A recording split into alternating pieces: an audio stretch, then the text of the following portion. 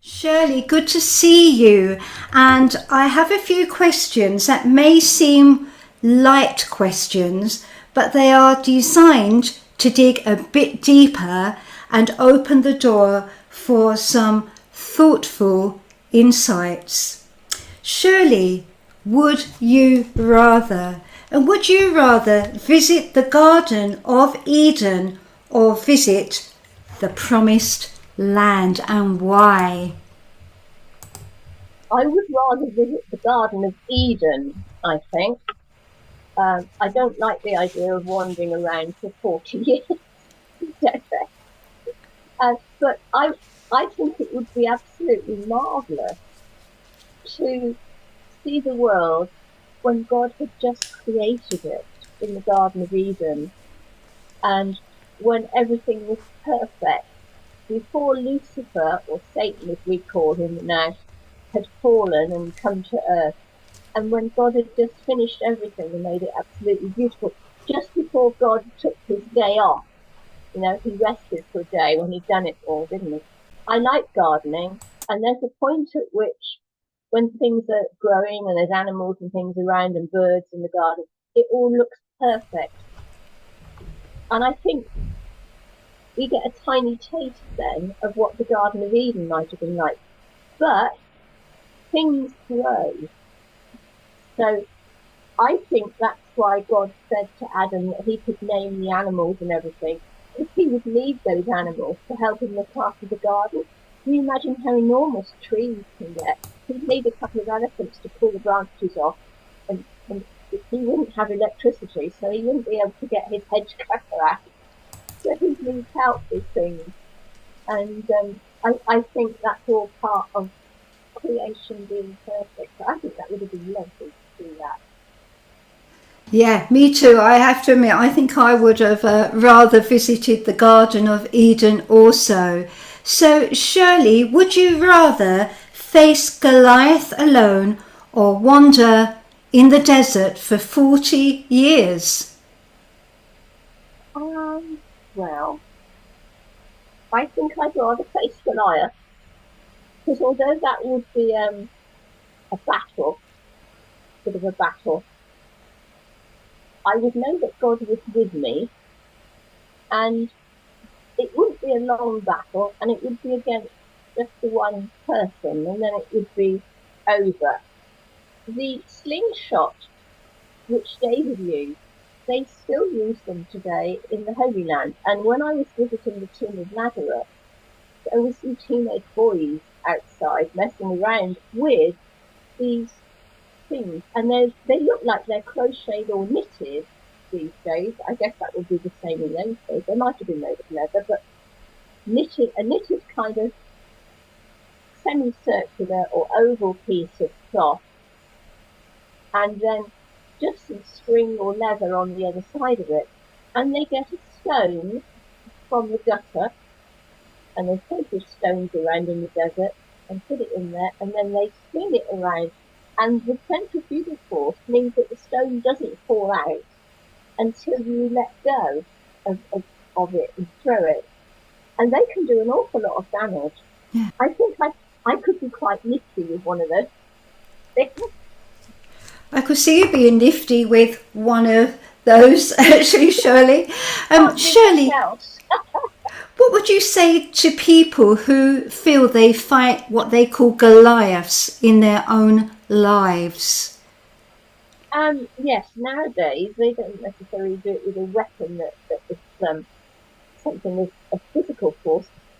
It could be, for example, in England, we've had this problem with the people who worked at the post office, who were told they owed the post office lots of money, and they were accused of stealing money out of the till at the end of the day. The money didn't add up, and it was all to do with a computer fault. And now there's a huge legal case going on, and people were sent to prison. So in that case, the legal battle you fight, if it's one person fighting a huge organisation, that's like fighting a Goliath, isn't it? You've got a legal case going on, and you're trying to prove you're innocent. So things like that can happen to people. And there are people who are imprisoned in other countries just for being Christians. and for maybe taking the Bible or trying to teach people. In some countries, women are not educated, and if you're trying, even if you're not a Christian, you try to be a teacher to women, young women, you can get put in prison for that. And I think that's awful. But in that situation, yeah, there are still Goliaths around, and I think we need to find ways in which we as an individual can get through bad situations like that. There'll always be a way, we just need to find the way. So Shirley, would you rather see Jesus raise Lazarus from the dead or see Jesus heal a blind man? Well, for 2 years, I worked for an organisation that helps blind people, and still does, a charity helps blind people. So I know what it is like to be blind. I've walked, I take walks with blind people, and I've been in their homes and seen how they manage and how they learn with their eyes shut, not able to see, to do things. But I think I would rather see Jesus raise Lazarus from the dead, because I think that is a more remarkable miracle. Everybody in that village knew that Jesus was going to come because he was friendly with Lazarus's friend, and Jesus came into that as an extended member of the family, which would have been his two sisters, Lazarus's sisters, isn't it? Martha and Mary, and presumably others around too, were friendly with Jesus. And people knew that, and they thought, oh, Lazarus is ill, he's going to be healed by Jesus. But Jesus didn't come back to the village until Lazarus had actually died. But people knew something was going to happen. But they also knew they'd had Lazarus' funeral, and he'd been put in a tomb. And the stone rolled over, presumably. But Jesus comes back, and Lazarus comes out of the tomb when Jesus calls him. I think that's an incredible miracle to watch. And something never happened there before, which is why they've still got the tombs, which were in that village in Israel. And they preserve the tombs, and they believe they are the same tombs, and that one of them is where Lazarus came from. And I've been inside it. It's like a kind of clay sort of structure made from local earth and that kind of thing. And yes, I think that he actually came out of there. Incredible. So, would you rather help Noah in building the ark, or would you like to name the animals? What would be your choice there? I would, because I said earlier about animal naming, didn't I, and things. I'd like to be like Adam and name the animals, I think, and learn the characteristics of each animal and what they can do and how they can have a relationship with human beings. I think that's very interesting. I'm not very good in practical terms. I can do craft work and I can do simple do-it-yourself work, but I don't think I could build a ship that wouldn't let in the water. I think I'd make loads of mistakes and there would be leaks coming in if I was anywhere near boat building. So I'd much rather name the animals and learn more about them. Yeah, it's nice and creative. Well, they're both creative in different ways, but yes, I can imagine naming the animals was fun as well. And as you say, Shirley, their characteristics as well, you would be observing them, and that would have been quite an enjoyable thing to do, I would imagine. And I think God must have had his own names for each animal, because he made so many. He must have had some way of keeping track of them. So he must have had his own little pet names. But how nice that he did that so that Adam could do it. Yeah, he left that job for Adam to name the animals. He gave Adam that responsibility. So, Shirley, would you rather have the wisdom of Solomon or the strength of Samson? But although I'm weak, as I was saying earlier, I'm short and not particularly strong, I think I would like to have the wisdom of Solomon, because strength will help you physically, but if you've got wisdom, it will help you do anything and everything. And I think it's in 1 Corinthians chapter 1 verse 25. It talks about the foolishness of God and the wisdom of men, and the other way round. You know, what men think is foolish to God is not foolish. It's very interesting how wisdom can be brought into all situations. When I was about a Christian for something like 2 years or so, somebody prayed over me in a meeting. I think it was an American preacher lady, and she didn't know me at all. But she said, anyone who is lacking in things, come up.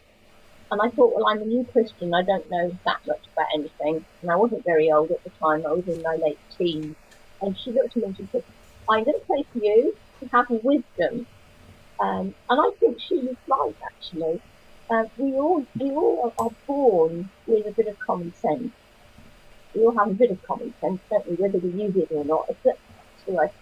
But to have the wisdom of God is a wonderful thing. God can see round corners. God can see through walls into people's houses.